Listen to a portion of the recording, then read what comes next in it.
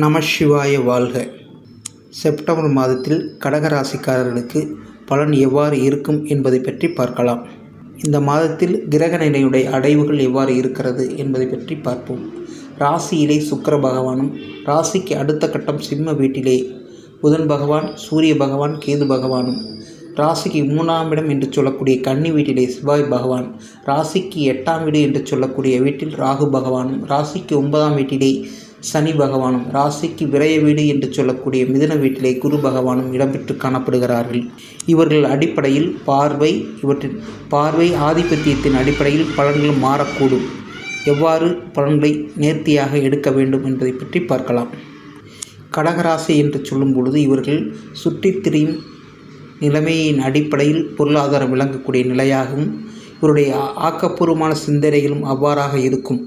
அதாவது சுற்றுலா செல்லுதல், அதாவது உலகத்தை சுற்றி பார்த்துதல் போன்றவற்றில் அதிக விருப்பம் கொண்டவர்களாக இருப்பார்கள். அதிக உணர்ச்சி வசப்படக்கூடியவர்கள், தாய்மம் உள்ளம் கொண்டவர்கள். ராசியிலே சுக்கிர பகவான் இருப்பது மிகவும் அற்புதமான நிலையாக இருக்கிறது. காரணம், இவருடைய எல்லா விதமான இவர்களுக்கு இன்ப நிலைகளை கிடைக்கக்கூடிய செய்கையை இவர் செய்யக்கூடிய நிலையாக இருக்கிறது. உணர்வுபூர்வமான சிந்தனைகள், உணர்வுபூர்வமான செயல்கள் இவர்களுடைய செயலை நிவர்த்தி செய்யக்கூடிய நிலை இந்த மாதத்தில் இருக்கிறது. பொதுவாக 10ஆம் வீடு, அதாவது இவருடைய பொருளாதார நிலையை குறிக்கக்கூடிய நிலை, அதாவது இவர்கள் செய்யக்கூடிய தொழிலின் அடிப்படையில் வருமானம். 10ஆம் வீடு என்று சொல்லக்கூடிய வீடு மேச வீடு.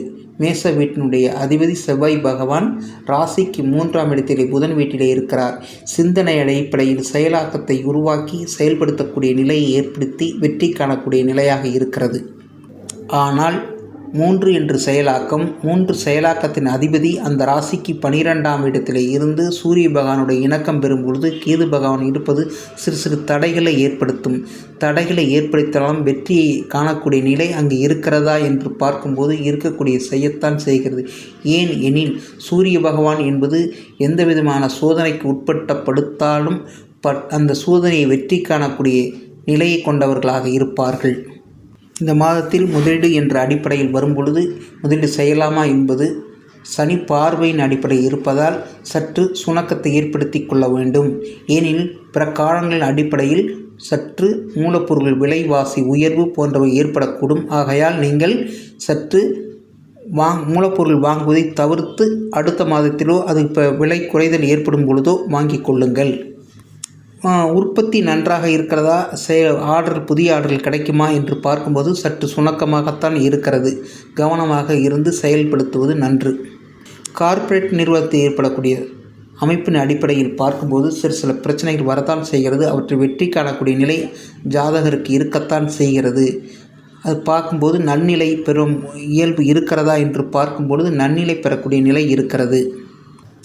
வேலை என்று வருகின்றோம். வேலை என்று வரும்பொழுது 6ஆம் இடம் என்று சொல்லக்கூடிய வீடு வேலை, குரு பகவானுடைய செயலாக்கத்தை மேற்கொண்டிருக்கிறது. குரு பகவானுடைய வீடாகவும், குரு பகவான் அந்த வீட்டை பார்க்கக்கூடிய நிலையாகவும், சனி பகவானும் செவ்வாய் பகவானும் பார்க்கக்கூடிய நிலையாக பார்க்கப்படுகிறது.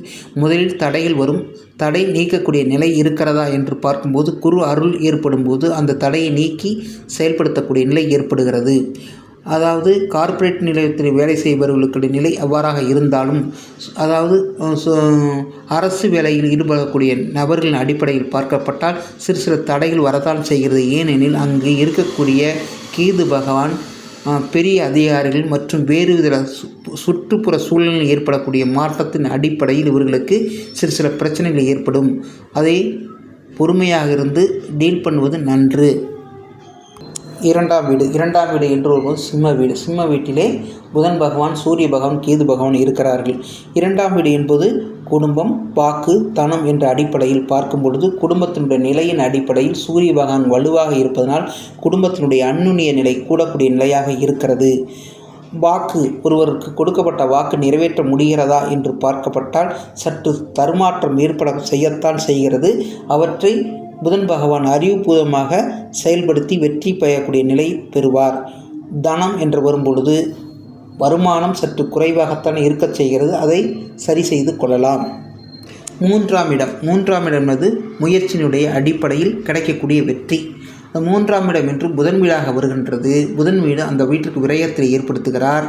முயற்சி சற்று 2-3 தடவை செலுத்தும் பொழுதுதான் பூர்ண தத்துவமான விடை கிடைக்கக்கூடிய நிலை ஏற்படுகிறது. ஏன் எனில் சனி பகவானுடைய பார்வை அங்கு இருக்கிறது. சனிக்கும் செவ்வாய்க்கும் போர்க்களத்தின் அடிப்படையில் பிற்பகுதியில் லாபத்தை கிடைக்கக்கூடிய அமைப்பாக இருக்கிறது. 4ஆம் வீடு என்பது என்ன? அதாவது தாய் ஸ்தானம், முதலீடு ஸ்தானம், சுகஸ்தானம், வித்தைஸ்தானம் என்று வரக்கூடிய அமைப்பாகும். வண்டி வாகன சேர்க்கை, சொத்து சேர்க்கை, வீடு கட்டுதல் போன்ற நிலைமை ஏற்படுத்தக்கூடிய நிலை. முதலீடு என்று வரும்பொழுது சற்று தள்ளி செய்து, அதாவது முதலீடு சற்று தள்ளி செய்வது நன்று. தாயாருடைய நிலையின் அடிப்படையில் பார்க்கப்பட்டால் தாயாரை சற்று கவனமாக பார்க்கக்கூடிய நிலையாக இருக்கிறது. ஏன் எனில் திரிகோணத்தில் சனி பகவான் அங்கு வரும்பொழுது அவற்றில் பிரச்சனைகளை ஏற்படுத்தக்கூடிய நிலையாக இருக்கிறது. கவனமாக இருப்பது நன்று. வண்டி வாகன சேர்க்கை இருக்கிறதா என்றால் கடன் ஏற்பட்டு வண்டி வாகனங்கள் சேர்க்கையிலும் பழைய வீடு வாங்கிக் கொள்வதும் ஒரு சிலருக்கு புதிய வீடு கட்டக்கூடிய நிலையும் ஏற்படும். இவற்றின் மூலம் நன்மை ஏற்படக்கூடியதான் செய்கிறது. செலவினத்திற்கு அதிகமான நிலையும் பண வரவுக்கு கம்மியான வரவும் இருக்கிறது. 5ஆம் இடம் குழந்தை ஸ்தானம், குலதெய்வஸ்தானம், பூர்வ புண்ணிய சொத்தின் அடிப்படையில் ஏற்படக்கூடிய பிரச்சனை நன்மை. அதாவது குழந்தை என்று வரும்பொழுது 5ஆம் இடம் என்று வரும்பொழுது விருச்சக வீட்டின் அதிபதி செவ்வாய் பகவான் ராசிக்கு 3ஆம் இடத்திலே புதன் பகவான் வீட்டில் இருக்கும்போது சனி பகவான் பார்வையின் அடிப்படையில் சில பிரச்சனைகள் குழந்தைகளுக்கு ஏற்படத்தான் செய்கிறது. குழந்தை என்று 5ஆம் வீடு என்பது குழந்தை பாக்கியத்தினுடைய அருள். புதுமண தம்பதியர்களாக இருந்தால் ஒரு சிலருக்கு குழந்தை பாக்கியத்தை ஏற்படுத்தக்கூடிய நிலை இருக்கிறது. நெடுநாளாக குழந்தை பாக்கியம் இல்லாத ஒரு நிலையின் அடிப்படையில் இருக்கும்போது அவர்களுக்கு குழந்தை பாக்கியத்தை கொடுக்கக்கூடிய நிலையாகவும் இருக்கிறது. குலதெய்வத்தின் அருள் வேண்டி குலதெய்வத்திற்கு சென்று வருவது மிகவும் நன்று. அது சூழ்நிலை ஏற்படுத்தும். பூர்வீக சொத்தில் நன்னிலையாக இருக்கிறது. பிரச்சனை இல்லை. பிரச்சனை உள்ளவர்கள் ஜாதகத்தின் அடிப்படையில் தீர்வு காண்பது நன்று. 6ஆம் இடம் கடன் நோய் வழக்கு என்ற அடிப்படையில் பார்க்கும்பொழுது 6ஆம் இடம் என்பது வெற்றியை காணக்கூடிய இடமாகவும் போர்க்களத்தில் வெற்றியை காணக்கூடிய இடமாகவும் வருகிறது. இவர்கள் 6ஆம் இடம் என்பது குரு பார்வையின் அடிப்படையில் வரும்பொழுது பிரச்சனையை வெற்றி காணக்கூடிய நிலை கொண்டவர்கள். அது கடன் ஏற்படுகிறதா? கடன் ஏற்படத்தான் செய்கிறது. ஏனெனில் சனி பகவானும் செவ்வாய் பகவானும் பார்வையின் அடிப்படையில் கடன் ஏற்படுத்துகிறது. அது நன்னிலையான காரணத்திற்காக வாங்கக்கூடிய கடனாக இருக்கிறது. அவற்றின் மூலம் நன்மை ஏற்படுகிறது. நோய் வருகிறதா? ஒரு சிலருக்கு நோய் பிரச்சனையும் ஏற்படும், அல்லது குடும்ப சார்ந்த நபர்களுக்கு நோய் பிரச்சனை ஏற்பட்டு அவர்களுக்கு செலவு செய்யக்கூடிய நிலை ஏற்படுத்தக்கூடிய நிலையாகவும் இருக்கிறது. வழக்கு என்று வரும் பொழுது இங்கு சண்டை போக்குவரத்து வரக்கூடிய நிலையும் இருக்கிறது. ஏனெனில் சனி செவ்வாய் பார்வையின் அடிப்படையில் ஒரு சிலருக்கு பிரச்சனை ஏற்படுத்தும். குரு பார்வையின் அடிப்படையில் இருப்பதனால் நன்னிலையாக இருக்கிறது. அந்த பிரச்சனை நீங்கக்கூடிய நிலையாகவும் இருக்கிறது. 7ஆம் வீடு கலத்திரஸ்தானத்தின் அதிபதி சனி பகவான் 9ஆம் வீட்டில் இருப்பதால் நன்னிலையாக இருக்கிறது. ஒரு சிலருக்கு நீண்ட நாளாக திருமணம் ஆகாமல் இருப்பவர்களுக்கு திருமணம் கைகூட வரக்கூடிய நிலையாகவும் இருக்கிறது. திருமணமானவர்கள் அந்யுன்ய தம்பதியாக வாழக்கூடிய நிலையையும் நண்பர்கள் அடிப்படையில் பார்க்கும் பொழுது சுக்கிர பகவான் பார்வையின் அடிப்படையில் நன்னிலையாக இருக்கிறது. ஆகவே நண்பர் மூலம் சில ஆதாயங்கள் கிடைக்கத்தான் செய்கிறது. ஆனால் அரசியல்வாதி நிலையின் அடிப்படையில் பார்க்கப்பட்டால் சில பிரச்சனைகள் ஏற்படக்கூடும். கவனமாக செயல்படுவது நன்று.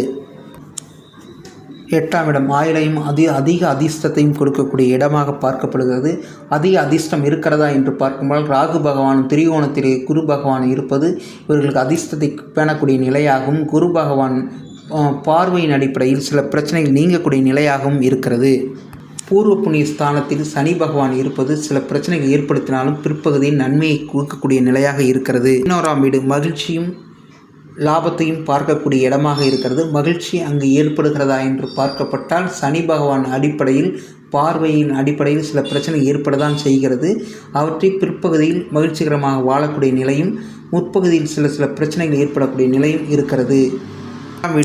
12ஆம் வீடு என்று வரும்பொழுது 12ஆம் வீட்டில் குரு பகவான் இருப்பது மிகவும் அற்புதமான நிலையாக குறிக்கிறது. ஒரு சிலரான மகிழ்ச்சியான வாழ்க்கையை தரக்கூடிய நிலையும் ஒரு நீண்ட காலமாக மருத்துவமனை போன்று இருப்பவர்களுக்கு அவர்களுக்கு நன்மையான காலமாக இருக்கிறது. நோய் நிலை நீங்கி நன்மை பெறக்கூடிய காலமாக இருக்கிறது. நமசிவாய வாழ்க. பிரிதொரு வீடியோவில் சந்திப்போம்.